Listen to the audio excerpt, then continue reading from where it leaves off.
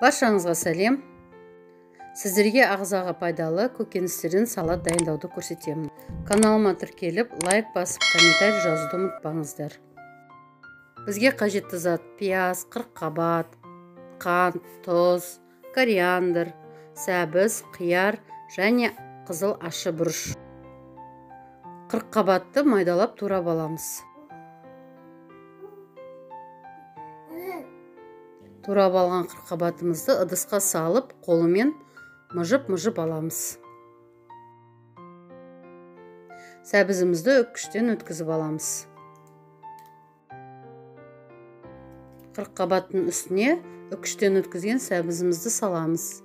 Қиярымызды екіге бөліп майдалап тураймыз.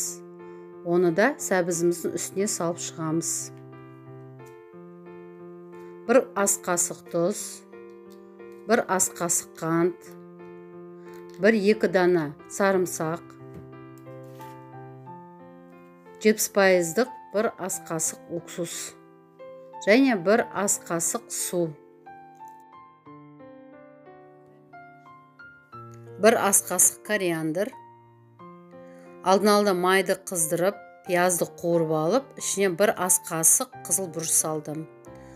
Осы майды салатымыздың үстіне құйып, қолымызбен жақсылап араластырып шығамыз. Видеоны соңына дейін көрген үшін сіздерге рахмет. Ұнаса, каналыма жазылып комментарий жазыңыздар.